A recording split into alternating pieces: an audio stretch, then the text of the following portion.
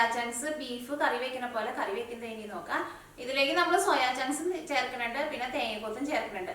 ഇതൊക്കെ ചേർത്തിട്ട് ഈ കറി നമ്മൾ കുറച്ച് ഡ്രൈ ആയിട്ട് ഇങ്ങനെ വരട്ടിയ പോലെ തന്നെ എടുക്കും. അപ്പൊ ആ കറി കാണുമ്പോൾ ശരിക്കും ബീഫ് കറിയുടെ പോലെ തന്നെ ഇരിക്കും. കഴിക്കാനാണെന്നുണ്ടെങ്കിൽ ആ ബീഫ് കറിയുടെ സെയിം ടേസ്റ്റ് തന്നെയായിരിക്കും. പിന്നെ ഈ സോയാ ചങ്ക്സ് നമ്മളാണ് കഴിക്കുമ്പോൾ ഈ സോയാ ചങ്ക്സിന്റെ ഉള്ളിലേക്ക് ഈ കറിയുടെ ജ്യൂസൊക്കെ നന്നായിട്ട് ഇങ്ങനെ പിടിച്ചിരിക്കുന്നുണ്ടാവും. കഴിക്കാൻ വേണ്ടിയിട്ട് നല്ല അടിപൊളി ടേസ്റ്റ് ആയിട്ടുള്ള ഒരു കറിയാണിത്. അപ്പൊ നമുക്ക് നോക്കാം ഇതന്നെ റെഡിയാക്കാം. ഇത് റെഡിയാക്കാൻ വേണ്ട സാധനങ്ങൾ എന്തൊക്കെയാന്ന് നോക്കാം. അതിന് വേണ്ടിയിട്ട് ഞാനിവിടെ 100 ഗ്രാം സോയാ ചങ്ക്സ് എടുത്തിട്ടുണ്ട്. സാധാരണ നമ്മൾ സോയാ ചങ്ക്സ് കറി വയ്ക്കുമ്പോൾ ഒരു ഇളം ചൂടുവെള്ളത്തിൽ കുറച്ച് നേരം ഒന്ന് ഇട്ട് വെച്ചിട്ട് ഇത് നന്നായിട്ടൊന്ന് സോഫ്റ്റ് ആക്കിയിട്ട് എടുക്കും. പക്ഷേ ഇത് ഞാനിവിടെ അങ്ങനെ വെള്ളത്തിലിട്ടിട്ട് കുതിർത്തിയിട്ട് എടുക്കണില്ല. ഇത് കറിയിലേക്ക് ഇടാൻ പോണതിന് മുമ്പ് ജസ്റ്റ് ഒന്ന് കഴുകിയിട്ടാണ് കറിയിലേക്ക് ചേർക്കുന്നത്. കുതിർത്തി വെക്കണില്ല. കാരണം ഈ കറി നമ്മൾ കുറച്ച് ഗ്രേവി പോലെയാണ് ഉണ്ടാക്കുന്നത്. അപ്പോൾ ഈ കറി കുറച്ച് നേരം ഗ്രേവിയിൽ കിടന്നിട്ട് നന്നായിട്ടൊന്ന് വേവും. അങ്ങനെ ആ ഗ്രേവിയിൽ കിടന്ന് വേവുമ്പോൾ തന്നെ ഇത് നല്ല സോഫ്റ്റ് ആയിട്ട് വരും. പിന്നെ ഞാനിവിടെ തേങ്ങക്കൊത്ത് എടുത്തിട്ടുണ്ട്. തേങ്ങക്കൊത്ത് ഇതേപോലെ ഇങ്ങനെ പിടി കണക്ക് എടുക്കാന്ന് വെച്ചിട്ടുണ്ടെങ്കിൽ ഒരു 2 പിടി തേങ്ങ എടുത്തിട്ടുണ്ട്. ഇത് ഞാനിവിടെ നല്ല കനം കുറച്ചിട്ട് ഇതേപോലെ ഇങ്ങനെ നീളത്തിൽ കട്ട് ചെയ്തിട്ട് എടുത്തിട്ടുണ്ട്. അതിപ്പോൾ കുറച്ച് കൂടിയാലും കുറഞ്ഞാലും കുഴപ്പമില്ല. ഏകദേശം ഒരളവിൽ അങ്ങോട്ട് ചേർക്കാം. അപ്പോൾ ഈ കറിയിലേക്ക് കഷ്ണങ്ങളായിട്ട് ഈ സോയാ ചങ്ക്സും പിന്നെ തേങ്ങ കൊത്തുമാണ് കറിയിലേക്ക് കഷ്ണങ്ങളായിട്ട് ചേർക്കുന്നത്. ഈ കറിയിലേക്ക് തേങ്ങ വറുത്ത് നല്ല പേസ്റ്റ് പോലെ അരച്ചിട്ട് ഈ കറിയിലേക്ക് ചേർക്കും. അതിന് വേണ്ടിയിട്ട് ഇതേപോലത്തെ ഗ്ലാസ്സിൽ ഒരു 3/4 ഗ്ലാസ് തേങ്ങ എടുത്തിട്ടുണ്ട്. ഞാനിവിടെ 3/4 ഗ്ലാസ് ഇതേപോലെ ഒന്ന് അമർത്തി എടുത്തിട്ടുണ്ട്. ഇനി തേങ്ങ വറുത്തിട്ട് എടുക്കുമ്പോൾ ഇതിൻ്റെ കൂടെ കുറച്ച് മസാലയും ചേർക്കുന്നുണ്ട്. ഞാനിവിടെ ഇതേപോലത്തെ ഒരു ചെറിയ കഷ്ണം കറുകപ്പട്ടി എടുത്തിട്ടുണ്ട്, ഒരു തക്കോലം എടുത്തിട്ടുണ്ട്, 1 ടീസ്പൂൺ കുരുമുളക് എടുത്തിട്ടുണ്ട്. ഇതിലേക്ക്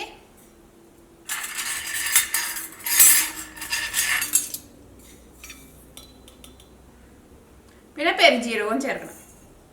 പെരുംജീരകം ഞാനിതിലേക്ക് ഒരു 1.5 ടീസ്പൂണാണ് ചേർക്കുന്നത്. പിന്നെ ഇതിലേക്ക് മസാലപ്പൊടികളായിട്ട് മഞ്ഞൾപ്പൊടിയും വേണം, മല്ലിപ്പൊടിയും വേണം, മുളകിൻ്റെ പൊടിയും വേണം, കറിവേപ്പിലയും വേണം.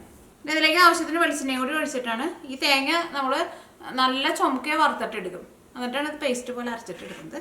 അത് നമുക്ക് ചെയ്യുമ്പോൾ ഒന്നും കൂടി ഡീറ്റെയിൽ ആയിട്ട് കാണാം. പിന്നെ കറിയുടെ പുളിക്ക് വേണ്ടിയിട്ട് ഞാനിവിടെ തക്കാളി എടുത്തിട്ടുണ്ട്.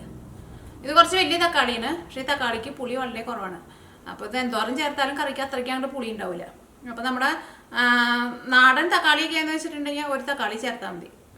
നാടൻ തക്കാളിക്ക് ഇത്രയ്ക്ക് വലിപ്പം ഉണ്ടാവില്ലല്ലോ. പക്ഷേ അത് ഒരു തക്കാളി മതിയാവും. പിന്നെ ഒരു മീഡിയം സവോളയുടെ ഒരു പകുതി എടുത്തിട്ടുണ്ട്.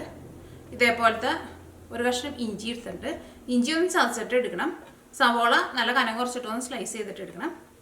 പിന്നെ ഇതേപോലത്തെ ഒരു 5 വലിയ വെളുത്തുള്ളി എടുത്തിട്ടുണ്ട്. വെളുത്തുള്ളിയും ഇഞ്ചിയും ചതച്ച് ചേർക്കുക. സവോള നല്ല കനം കുറച്ചിട്ട് സ്ലൈസ് ചെയ്തിട്ട് എടുക്കുക. അപ്പോൾ ഇത് കറിയാക്കാൻ വേണ്ടിയിട്ട് ഫസ്റ്റ് തേങ്ങ വറുത്തെടുക്കുക. ഈ തേങ്ങ വറുത്തെടുക്കാൻ വേണ്ടിയിട്ട് ഒരു പാൻ വെച്ചിട്ട് ചൂടാക്കുക. ഇപ്പോൾ പാൻ നന്നായിട്ട് ചൂടായിട്ടുണ്ട്. ഇതിലേക്ക് ഞാനിവിടെ ഫസ്റ്റ് നമ്മൾ മസാല എടുത്ത് വെച്ചിട്ടുണ്ടല്ലോ, അതാണ് ചേർക്കാൻ വേണ്ടിയിട്ട് പോണത്. ഇതൊന്ന് ചൂടായി കഴിഞ്ഞ് കഴിയുമ്പോൾ ഇതിലേക്ക് നമുക്ക് തേങ്ങ ചേർക്കാം. നിങ്ങളുടെ അടുത്ത് ഇതേപോലെ ഇങ്ങനെ മുഴുവനായിട്ടുള്ള മസാല ഇല്ലയെന്ന് വെച്ചിട്ടുണ്ടെങ്കിൽ സാധാരണ നിങ്ങൾ കറികൾക്കൊക്കെ ഉപയോഗിക്കുന്ന ഗരം മസാല ചേർക്കുക. പക്ഷേ ഇതേപോലെ ഇങ്ങനെ ഫ്രഷായിട്ടുള്ള മസാല ചേർത്തിട്ടുണ്ടെങ്കിൽ കുറച്ചും കൂടി കറിക്ക് നല്ല ടേസ്റ്റൊക്കെ ഉണ്ടാവും. അപ്പോൾ ഗരം മസാലയൊക്കെയും നന്നായിട്ട് ചൂടായിട്ടുണ്ട്.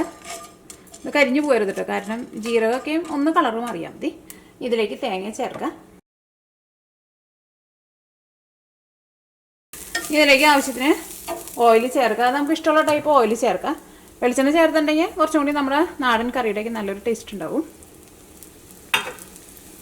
മസാലപ്പൊടികളായിട്ടാണല്ലോ ചേർക്കുന്നത്. അപ്പോൾ അതുകൊണ്ട് തന്നെ ഈ തേങ്ങ ഒന്ന് കളർ മാറി കഴിഞ്ഞ് കഴിഞ്ഞിട്ട് മാത്രം മസാലപ്പൊടികൾ ചേർത്താൽ മതി. അല്ലെങ്കിൽ ഇപ്പോൾ നിങ്ങൾക്ക് കറിയിലേക്ക് മുഴുവനായിട്ടുള്ള മല്ലി ഉണ്ടെന്ന് വെച്ചിട്ടുണ്ടെങ്കിൽ മുഴുവനായിട്ടുള്ള മല്ലി ചേർക്കുക. അതേപോലെ തന്നെ മുഴുവനായിട്ടുള്ള ഉണക്കമുളക് ഉണ്ടല്ലോ, ആ ഉണക്കമുളകും ചേർക്കുക. അങ്ങനെ അത് 2 മുഴുവനായിട്ടാണ് ചേർക്കണതെന്ന് വെച്ചിട്ടുണ്ടെങ്കിൽ നമ്മൾ ഫസ്റ്റ് ഗരം മസാല ഇട്ടിട്ടൊന്ന് ചൂടാക്കിയില്ലേ, ആ സമയത്ത് തന്നെ മല്ലിയും ചേർക്കണം, മുഴുവനായിട്ടുള്ള ഉണക്കമുളകും ചേർക്കണം. ഇതിപ്പോൾ തേങ്ങ പതുക്കൊന്നും മുരിയാണ്ട് പൊടികളായതുകൊണ്ട് ഇതിലേക്ക് അപ്പോൾ ചേർത്തിട്ടുണ്ടെങ്കിൽ കരിഞ്ഞു പോകുമല്ലോ. അപ്പോൾ നമ്മൾ തേങ്ങ ഒന്ന് കളർ മാറി കഴിഞ്ഞിട്ടാണ് ഇതിലേക്ക് പൊടികൾ ചേർക്കുന്നത്. അപ്പോൾ ഞാനിവിടെ മല്ലി ചേർക്കുന്നത് ഞാനിവിടെ ഫ്രഷായിട്ട് പൊടിച്ച് വെച്ചേക്കണ മല്ലിയാണ്. അല്ലെങ്കിൽ ഞാനിവിടെ മുഴുവനായിട്ടുള്ള മല്ലി ചേർത്തേനെ. കാരണം ഈ മല്ലിയുടെ ടേസ്റ്റ് ഈ കറിക്ക് നല്ല രസം കൊടുക്കും. പക്ഷെ നമ്മൾ കടയിൽ നിന്നൊക്കെ മല്ലി പൊടി വാങ്ങുമ്പോൾ ആ പൊടിക്ക് ഒട്ടും മണം ഉണ്ടാവില്ലല്ലോ. അപ്പോൾ അതുകൊണ്ടാണ് ഞാൻ അങ്ങനെ പറഞ്ഞത്. നല്ല മല്ലിപ്പൊടി ഇല്ലയെന്ന് വെച്ചിട്ടുണ്ടെങ്കിൽ മുഴുവനായിട്ടുള്ള മല്ലി ചേർക്കാം.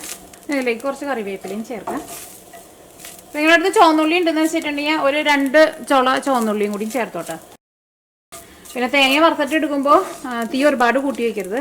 കാരണം ഒരുപാട് കൂട്ടി വെച്ചിട്ടുണ്ടെങ്കിൽ തേങ്ങ അങ്ങോട്ട് മുരിഞ്ഞു കിട്ടില്ല, തേങ്ങ അങ്ങോട്ട് കരിഞ്ഞു പോകും. അപ്പോൾ കറിക്ക് അങ്ങോട്ട് അത്രയ്ക്ക് ടേസ്റ്റ് ഉണ്ടാവില്ല. തേങ്ങ വറുത്തെടുക്കാൻ വേണ്ടിയിട്ട് കുറച്ച് സമയം കൂടുതലെടുക്കും. അപ്പോൾ അതനുസരിച്ചിട്ട് തീ കൂട്ടിയും കുറച്ച് വെച്ചിട്ട് തേങ്ങ നല്ല ഗോൾഡൻ കളറാക്കിയിട്ട് എടുക്കുക. ഗോൾഡൻ കളറിൽ നിന്ന് മാറിയിട്ട് ചെറുതായിട്ടൊരു ബ്രൗൺ കളർ ആവണം. അവളായിരിക്കും നമ്മുടെ കറിക്ക് ആയിരുന്നാലും നല്ല കളർ കിട്ടുക.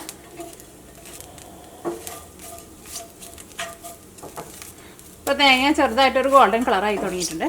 ഇതേപോലെ ചെറുതായിട്ട് ഇങ്ങനെ കളർ മാറി തുടങ്ങുമ്പോൾ തന്നെ തീ നന്നായിട്ട് കുറച്ച് വയ്ക്കുക. കാരണം ഇങ്ങനെ ഒന്ന് കളർ മാറി കഴിഞ്ഞിട്ടുണ്ടെങ്കിൽ പിന്നെ തേങ്ങ പെട്ടെന്ന് കരിഞ്ഞു പോകും. അപ്പോൾ തേങ്ങയ്ക്ക് നമുക്ക് ഒന്നും കൂടി നല്ലൊരു കളർ കിട്ടണം. അപ്പോഴായിരിക്കും കറിക്ക് നല്ല ടേസ്റ്റ് വരും. അത് മിക്കവരും ചോദിക്കുന്ന ഒരു കാര്യമാണ്, ഇതേപോലെ ഇങ്ങനെ തേങ്ങയ്ക്ക് വറുത്തരച്ച് വെക്കുമ്പോൾ കറിക്ക് കളർ കിട്ടണില്ലല്ലോ എന്ന്. അത് തേങ്ങ വറുത്തെടുക്കുന്നതിലാണ് ആ കറിയുടെ കളർ ഇരിക്കുന്നത്. അപ്പോൾ ഞാനിവിടെ തീ നന്നായിട്ട് കുറച്ച് വെച്ചേക്കാണ്. എന്നാലും പാൻ അത്യാവശ്യം നല്ല ചൂടുണ്ട്. ഇനി ഇതിലേക്ക് മഞ്ഞൾപ്പൊടി ചേർക്കാം. മഞ്ഞൾപ്പൊടി ഞാനിതിലേക്ക് 1 ടീസ്പൂണാണ് ചേർക്കുന്നത്.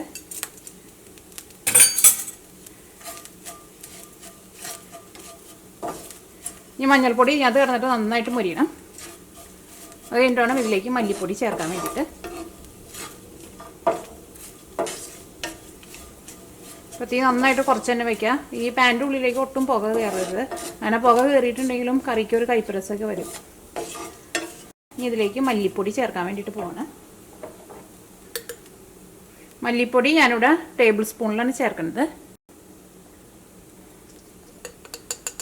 ഞാനിവിടെ ഒരു 1.25 ടേബിൾ സ്പൂൺ മല്ലിപ്പൊടിയാണ് ചേർത്തേക്കുന്നത്. അപ്പോൾ നിങ്ങൾ ഇതിലേക്ക് മുഴുവനായിട്ടുള്ള മല്ലിയാണ് ചേർക്കണമെന്ന് വെച്ചിട്ടുണ്ടെങ്കിൽ ആ ഗരം മസാലയുടെ ഒപ്പം തന്നെ മുഴുവനായിട്ടുള്ള മല്ലി ഒരു 2 ടേബിൾ സ്പൂൺ ചേർക്കാം.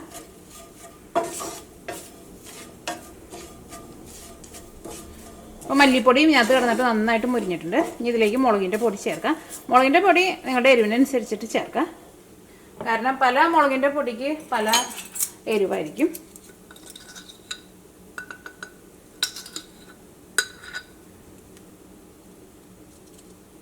മുളകിൻ്റെ പൊടി ഞാനിവിടെ 1.5 ടേബിൾ സ്പൂണാണ് ചേർത്തേക്കുന്നത്. അത് കുറച്ച് ഓയിൽ കുറവുണ്ട്, ഞാൻ കുറച്ചും കൂടി ഓയിൽ ചേർക്കുന്നുണ്ട്.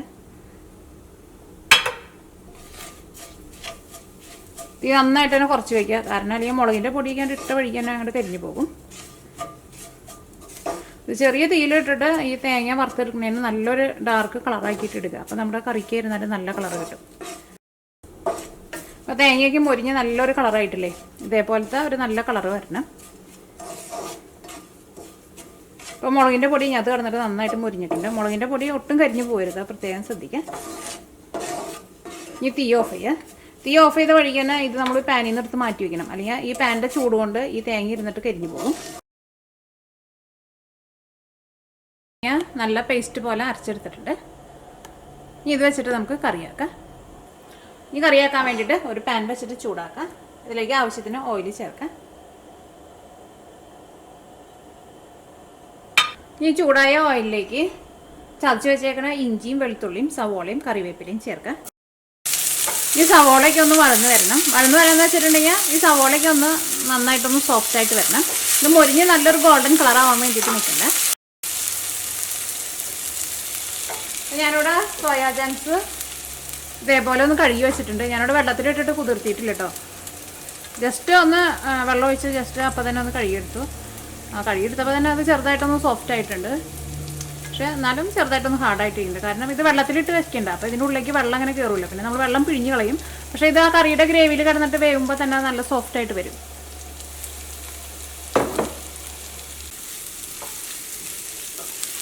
അപ്പോൾ സവോളയ്ക്ക് നന്നായിട്ട് വഴന്നിട്ടുണ്ട്. ഇനി ഇതിലേക്ക് നമ്മൾ അരച്ച് വെച്ചേക്കണ ആ പേസ്റ്റ് ഉണ്ടല്ലോ അത് ചേർക്കാം. അത് കഴിഞ്ഞിട്ട് ഇതിലേക്ക് നമുക്ക് തക്കാളിയും ചേർക്കണം. തക്കാളി മസാലയുടെ കൂടെ കിടന്നിട്ട് വെന്താൽ മതി. നമ്മൾ സെപ്പറേറ്റ് ഇങ്ങനത്തെ ഇങ്ങനെ വഴറ്റിയിട്ട് ചേർക്കേണ്ട ആവശ്യമില്ല.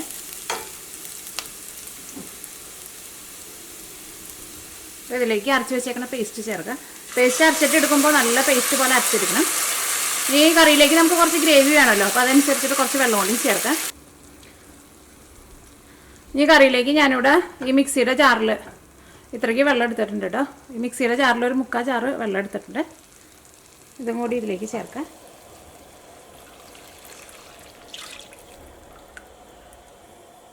ഈ കറിയിലേക്ക് തക്കാളി ചേർക്കാം.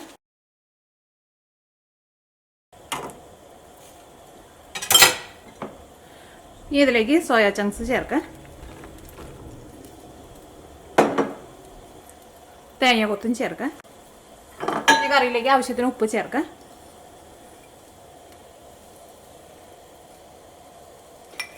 ഈ സോയാ ചങ്ക്സിൻ്റെ അതേപോലത്തെ കറിയൊക്കെ വയ്ക്കുമ്പോൾ അധികം ഉപ്പിൻ്റെ ആവശ്യം ഉണ്ടാവില്ല. അപ്പോൾ ഫസ്റ്റ് നിങ്ങൾ കുറച്ച് ഉപ്പ് ചേർത്ത് കഴിഞ്ഞിട്ട് പിന്നെ കറി ഒരു 3/4 ഭാഗം റെഡി ആയി കഴിഞ്ഞിട്ട് പിന്നെ വേണമെന്നുണ്ടെങ്കിൽ അതനുസരിച്ച് ചേർത്താൽ മതി. ഈ കറി നന്നായിട്ട് തിളച്ച് കഴിഞ്ഞ് കഴിയുമ്പോൾ പിന്നെ ഒരു മീഡിയം ഫ്ലെയിമിലിട്ടിട്ട് ഈ കറി നമുക്ക് വേവിച്ചിട്ടെടുക്കുക. കാരണം കുറച്ച് സമയം കൂടുതൽ കിടന്നിട്ട് ഇങ്ങനെ കറി വെന്ത് വന്നു കഴിയുമ്പോൾ കറിക്കായിരുന്നാലും നല്ല കളറുണ്ടാവും, കറി കഴിക്കാനായിരുന്നാലും നല്ല ടേസ്റ്റ് ഉണ്ടാവും. ഈ കറി തിളയ്ക്കണ വരെ തീ നന്നായിട്ട് കൂട്ടി വയ്ക്കുക, മൂടി വയ്ക്കുക. ഇപ്പോൾ കറി നന്നായിട്ട് തിളച്ചിട്ടുണ്ട്.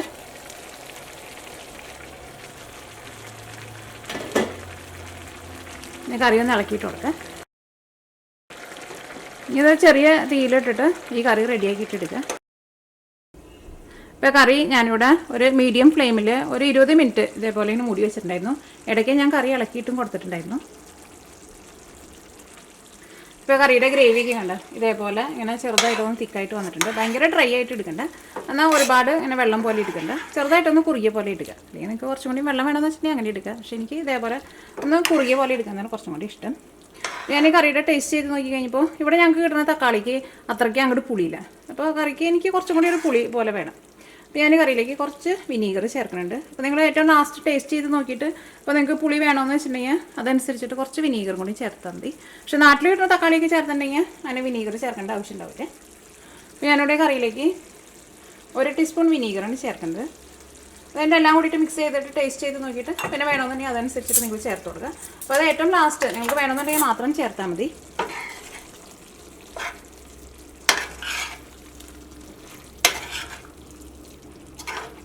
ഈ കറി കണ്ടാലും ആരും പറയില്ല ബീഫ് കറി അല്ലാന്ന്. ശരിക്കും ബീഫ് കറിയുടെ പോലെ തന്നെയാണ് ഈ കറി ഇരിക്കുന്നത്.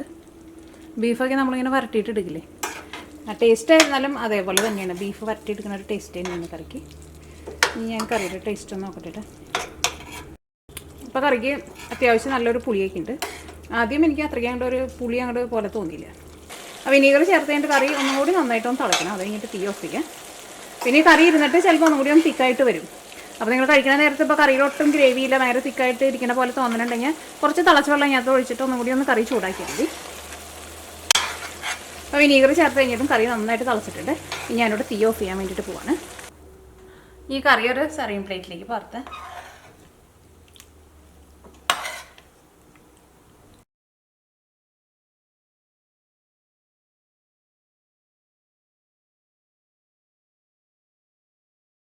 ഈ കറിയുടെ മുകളിലേക്ക് കുറച്ച് കറിവേപ്പില ഇട്ടിട്ട് ഇതൊന്ന് ഗാർണിഷ് ചെയ്യാം. കറി റെഡി ആയിട്ടുണ്ട്. ഈ കറി കാണുമ്പോൾ തന്നെ നിങ്ങൾക്ക് അറിയാലോ, ശരിക്കും ഒരു ബീഫ് കറി പോലെ തന്നെയാണ് ഇരിക്കുന്നത്. സ്മെല്ലൊക്കെ ആയിരുന്നാലും അതേപോലെ തന്നെ, കഴിക്കുമ്പോഴൊക്കെ ആയിരുന്നാലും ഏതാണ്ട് ഒരു ബീഫൊക്കെ കഴിക്കുന്ന ആ സെയിം ടേസ്റ്റൊക്കെ കിട്ടും. ഈ സോയാ ചങ്ക്സ് കഴിക്കുമ്പോൾ നല്ല ടേസ്റ്റാണ്. ഇതിൻ്റെ ഉള്ളിൽ ഈ കറിയുടെ ഗ്രേവി നന്നായിട്ടുണ്ട്. അങ്ങനെ കഴിക്കുമ്പോൾ നമുക്കത് ശരിക്കും അങ്ങോട്ട് ഫീൽ ചെയ്യും. അപ്പോൾ ഞാനിവിടെ സോയാ ചങ്ക്സ് വെള്ളത്തിലിട്ടിട്ട് കുതിർത്താണ്ടുള്ള ചേർത്തിട്ടുണ്ടായിരുന്നത്. അപ്പോൾ അതേപോലെ തന്നെ കുതിർത്താണ്ട് ചേർത്താൽ മതി. അപ്പോൾ ആ കറിയുടെ ഗ്രേവിക്കും ഈ സോയാ ചങ്ക്സിൻ്റെ ഉള്ളിലേക്ക് നന്നായിട്ട് പിടിക്കും. അപ്പോൾ നിങ്ങളെല്ലാവരും ട്രൈ ചെയ്ത് നോക്കാൻ വേണ്ടിയിട്ട് മറക്കരുത്. അടിപൊളി സൂപ്പർ ടേസ്റ്റുള്ളൊരു കറിയാണിത്.